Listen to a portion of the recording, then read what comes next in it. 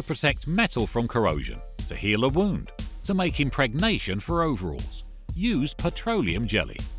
A transparent substance in a small tube is useful for a worker, a doctor and a tailor, and for an ordinary person. For sure you've got Vaseline in your medicine cabinet. Cosmetologists must have created Vaseline, you will say, as they care most of all for the tenderness of our skin. Or it may have been caring mothers who wanted to protect their children from burns and wounds from toy wars. In fact, the history of Vaseline was accidentally started by workers, and they didn't even take money for that. 1859, the oil boom in the US. Chemist Robert Chesebrough studied the combustible substance. He was so fond of experiments that he constantly got burns.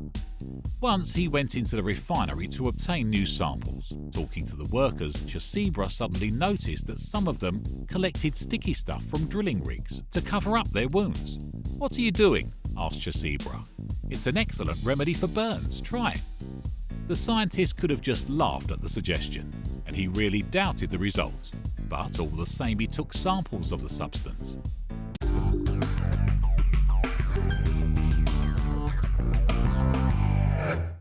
Studying the sticky mixture, he found in it healing components.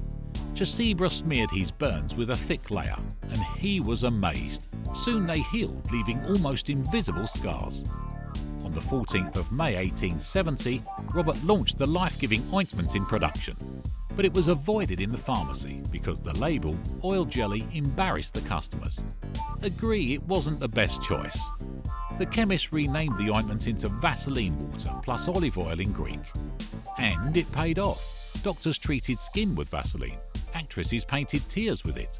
Swimmers put it on their skin before a swim. How had the world lived without it? In 1878, Chesebrough patented the Vaseline trademark. Today, the rights to it belong to Unilever. It produces a line of skincare products under the brand. Chesebrough not only became famous and wealthy, he was knighted in 1883. At the knighting ceremony, Queen Victoria admitted that she used Vaseline every day. What else could the inventor dream of? Maybe Robert Chesebrough should have visited the production more often to communicate with the workers. Who knows how many more discoveries could be made, thanks to their bright but modest minds.